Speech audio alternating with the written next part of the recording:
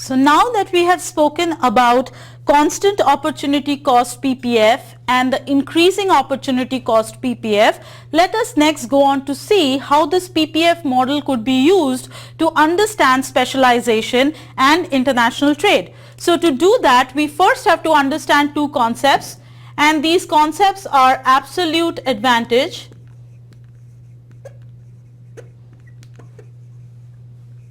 also abbreviated as AA, and comparative advantage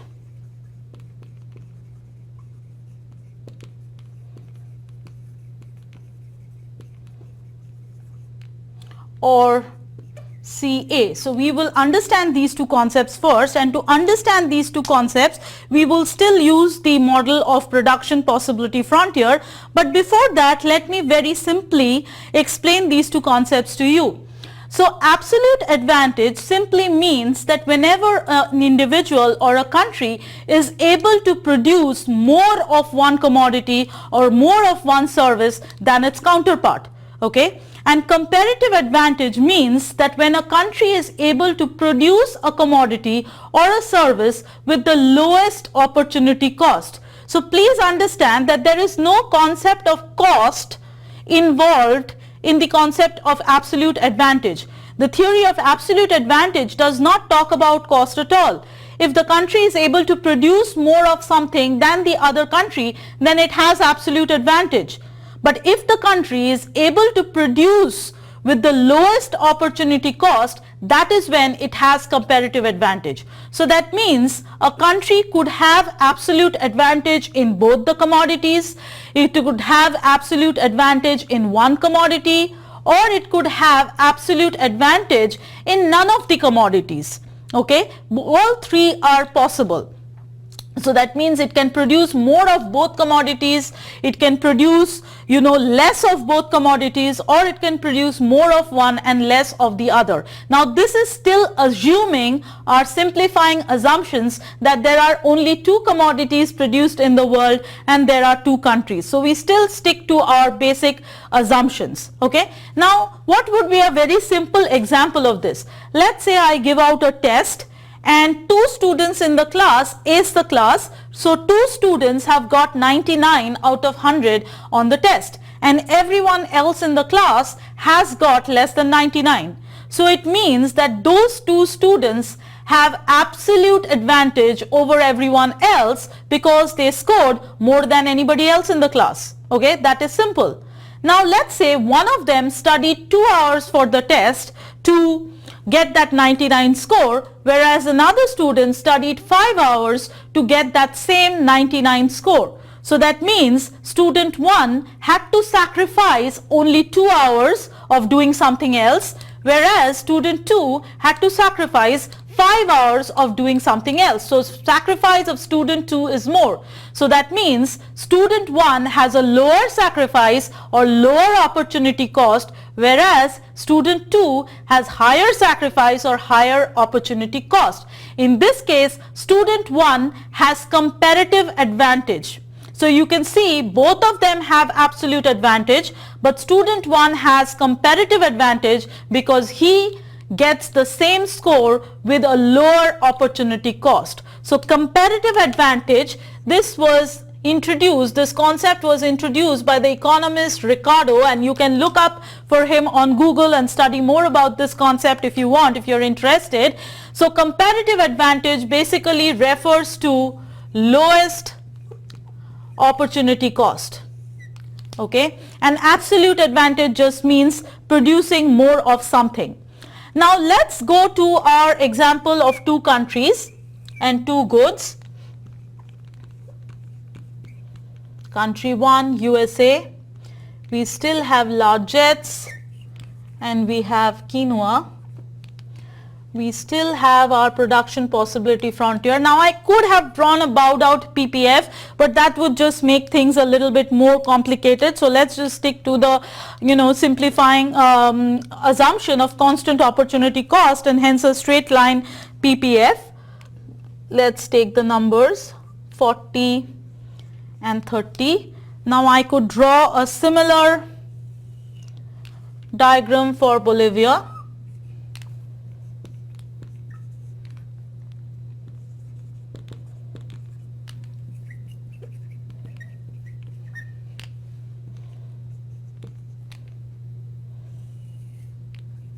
And once again I'm cooking up these numbers. There is no other significance of these numbers.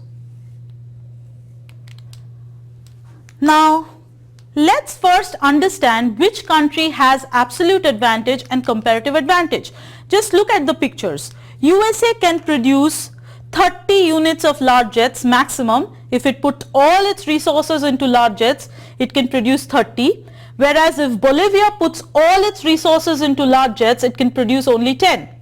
Similarly, if USA puts all its resources into quinoa, it can produce 40. And if Bolivia puts all its resources into quinoa, it can produce only 30. So you can see that no matter what, USA can always produce more of both the commodities than Bolivia. In other words, USA has absolute advantage. It has AA, absolute advantage in both goods, and Bolivia obviously has no absolute advantage in either good. USA can produce more of both. Now, if you think about any kind of trade relations between these two countries, USA is of course a bigger, richer, developed country. Bolivia is smaller, developing country. So obviously the resources of USA will obviously be more than Bolivia. USA will always have more productive resources because it's a richer, developed country.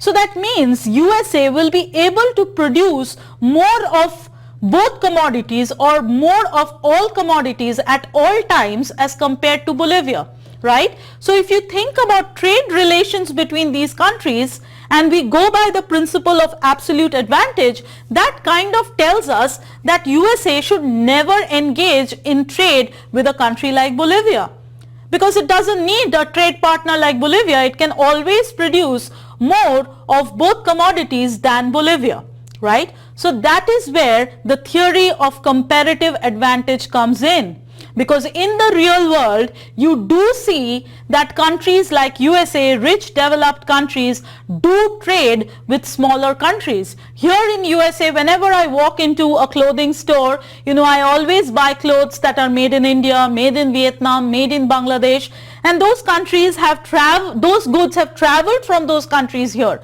They have been imported from those countries here. So that means USA does have trade partners which are smaller, poorer and developing countries. So it is indeed the concept of comparative advantage that leads to international trade, or in other words, it is about lowest opportunity cost, producing something with lowest opportunity cost. Now in this example, let's see who has comparative advantage in which good, or who has lowest opportunity cost in producing quinoa and large jets. Let's do the calculation. Let's just do the numbers.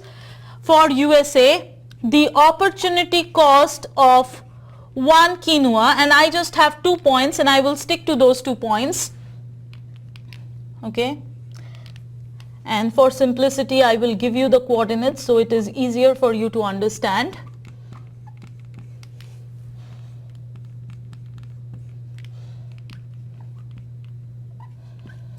Okay.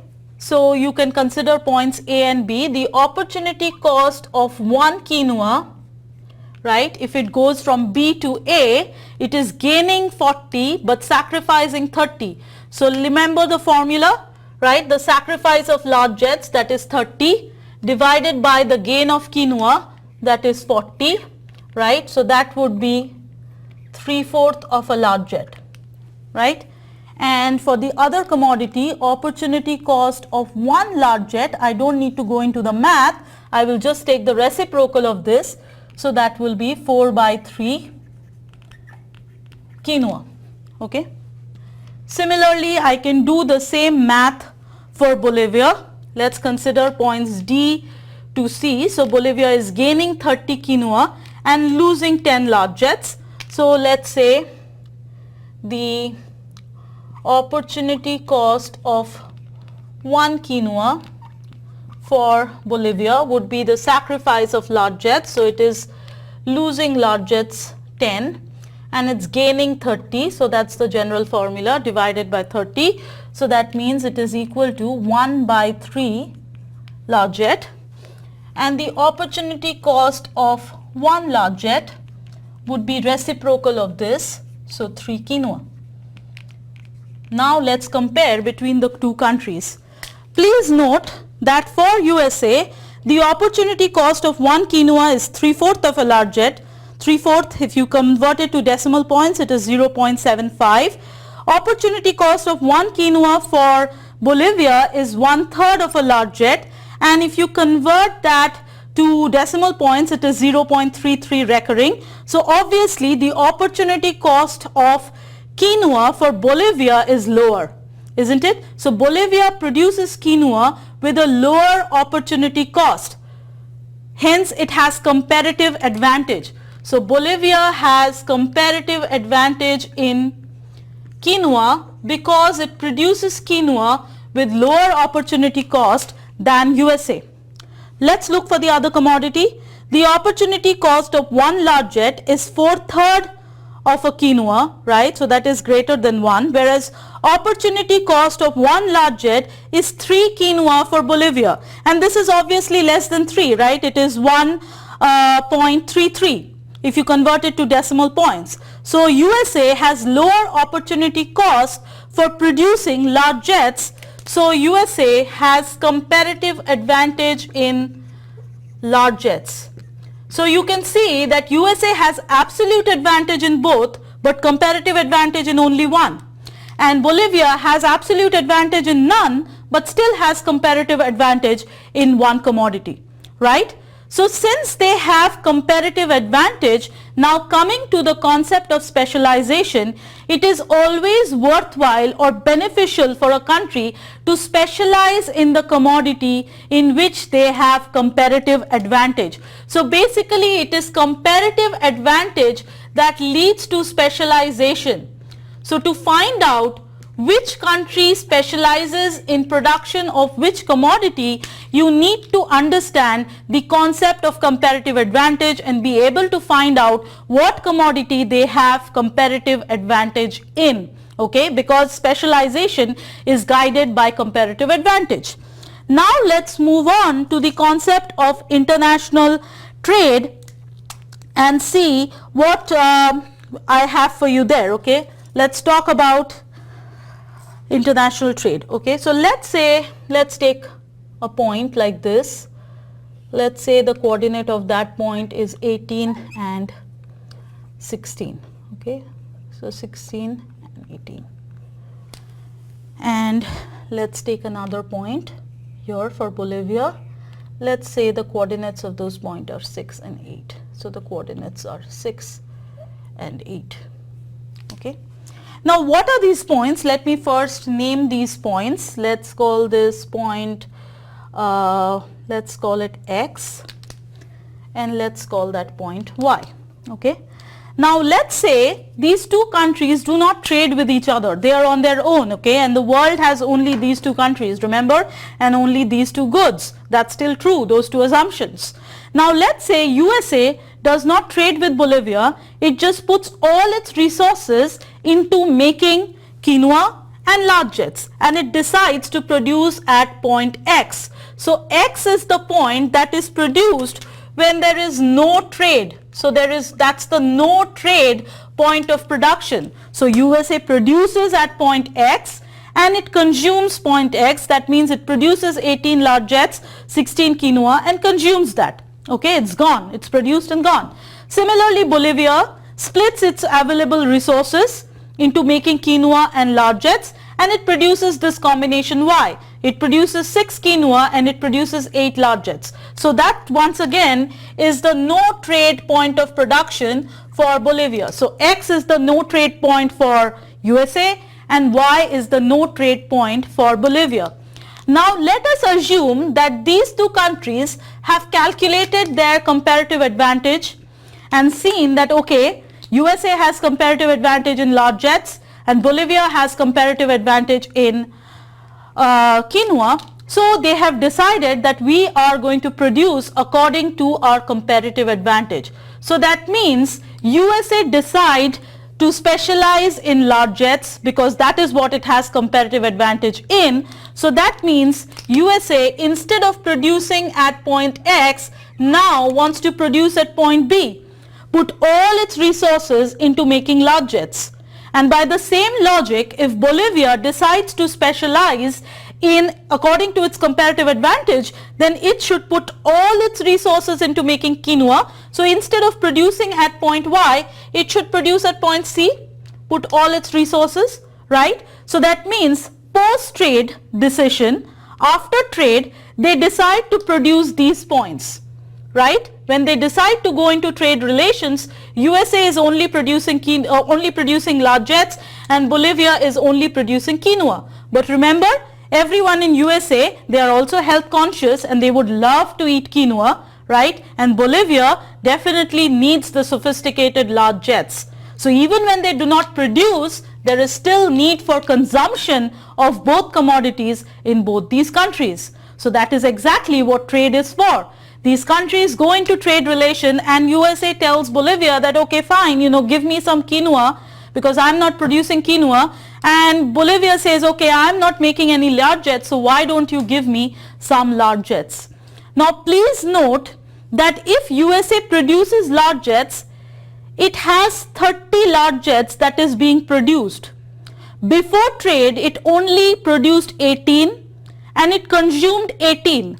So anything in addition to 18, anything above 18, that means in that zone, 30 minus 18, which would be 12. So USA has 12 additional large jets that it could give to Bolivia. It has 12 additional large jets now which could be given to Bolivia, right? But will it give all 12 to Bolivia? The answer is no, because it would go into trade negotiation and say that, well, Bolivia, on your own, you could make a maximum of 10 large jets. So no way I'm going to give you 12 because you need 10.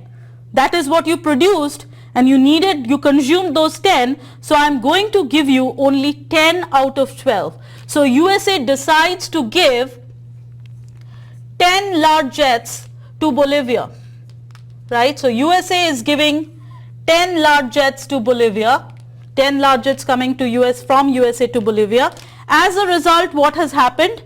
Now USA has given 10, it was producing 30, it has given 10 to Bolivia. So USA has now 20 large jets left, right? It has given 10 to Bolivia and Bolivia now has received these 10 large jets. Please note what has happened after this trade relation. Bolivia has gained because instead of consuming 8 large jets, it can now consume 10 because it has got those 10 from USA, and USA has also benefited because now instead of consuming 18, it has 20 large jets that are available for its personal consumption. So it has helped USA and it has helped Bolivia, right? Now let's look what has happened for quinoa. Now Bolivia produces 30 quinoa, but it needs only 6 for its own consumption. So it basically has all those additional quinoa, 30 minus 6, 24 quinoa that it could give to United States, isn't it? Now for United States, is it going to give 24 to United States? Well, once again, that depends on trade relation.